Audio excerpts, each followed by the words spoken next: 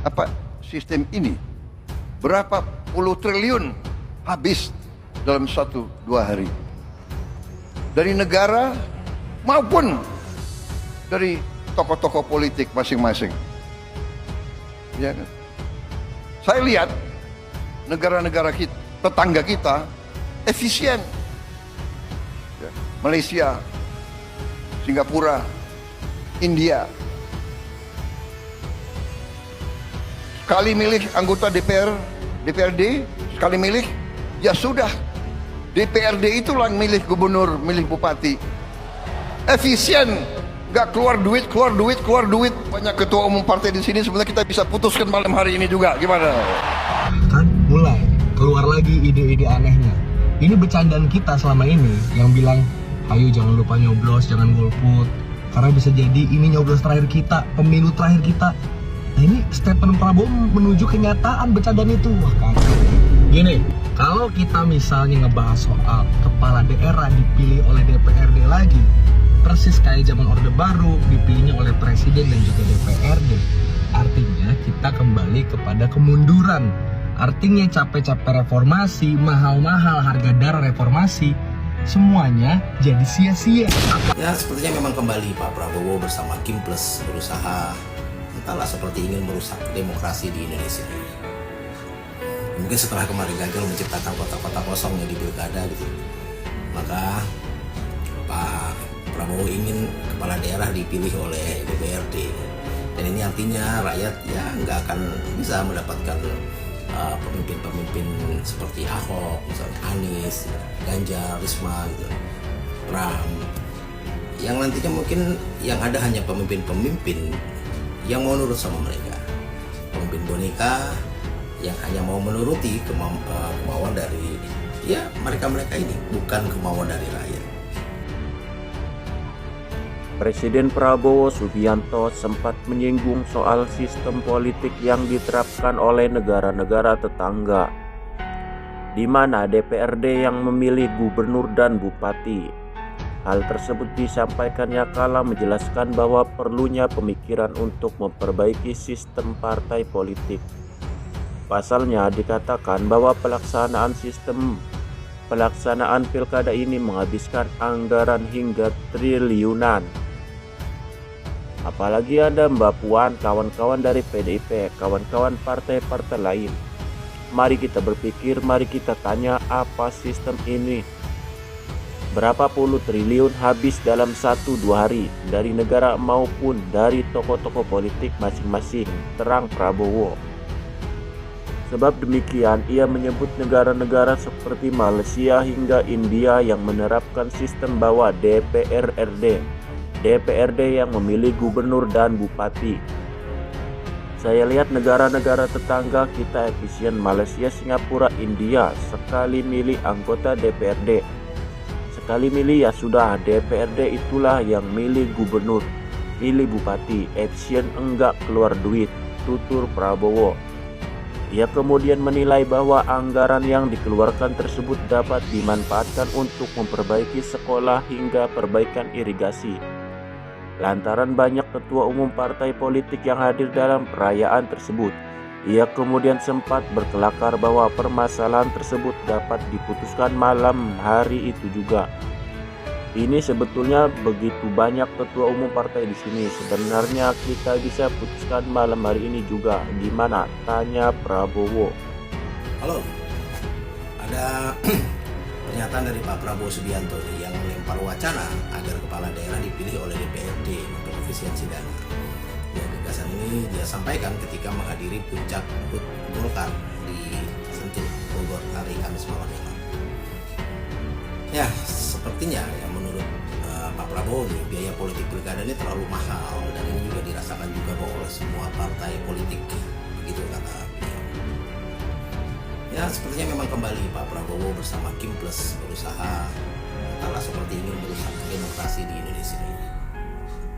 Mungkin setelah kemarin gagal menciptakan kota-kota kosongnya di pilkada gitu, maka Pak Prabowo ingin kepala daerah dipilih oleh DPRD, dan ini artinya rakyat ya nggak akan bisa mendapatkan pemimpin-pemimpin seperti Ahok, misalnya Anies, Ganjar, Risma gitu, Pram, yang nantinya mungkin yang ada hanya pemimpin-pemimpin yang mau nurut sama mereka, pemimpin boneka yang hanya mau menuruti kemauan dari ya mereka ini, bukan kemauan dari rakyat.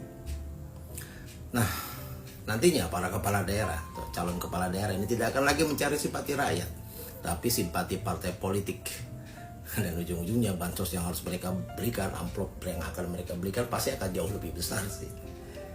Dan saya rasa ini justru malah tidak akan menyelesaikan masalah, tapi ya malah akan menambah masalah.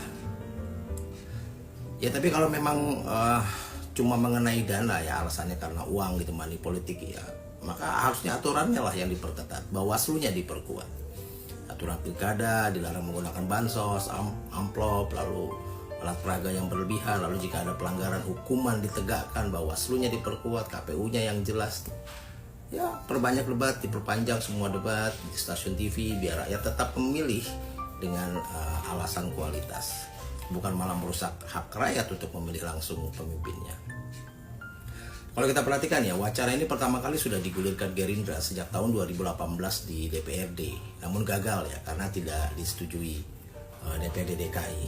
Dan tampaknya kemungkinan ini semakin besar ya setelah hampir semua parpol masuk ke Kim Plus sekarang ini.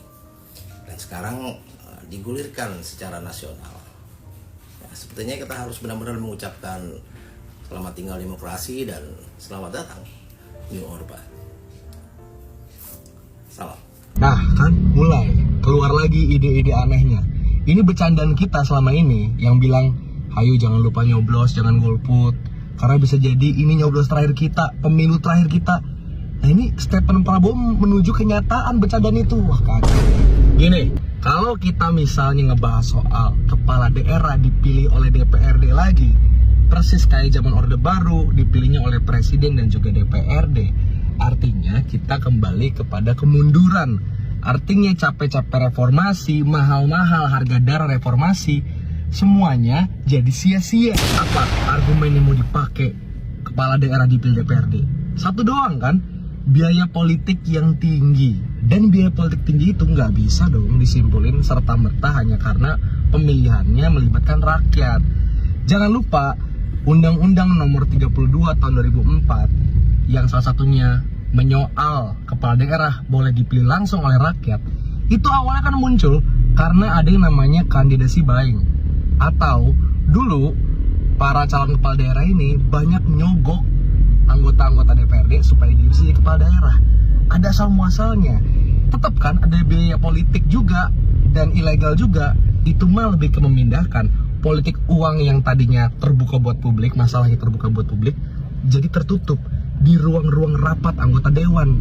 Ini kan kemunduran demokrasi, ini tidak akuntabel, ini tertutup, tidak transparan. Dan Pak Prabowo juga aneh ngomongin soal biaya politik tinggi di pilkada, sedangkan dia sendiri menggunakan kabinet yang super gemuk, ya anggarannya juga mahal, kan kontradiktif. Dan lebih baik lah kalau mau ngomongin soal biaya politik yang tinggi, itu KPU yang pakai pesawat jet, yang pakai apartemen, jangan dipakai lagi. Dan salah satu cara untuk membuat masyarakat itu nggak main politik uang itu ada dua. Satu, partai politiknya harus berbenah, pilih kader terbaik yang memang sesuai dengan kompetensi, yang memang dia punya pengalaman yang panjang, dan masyarakatnya juga dididik.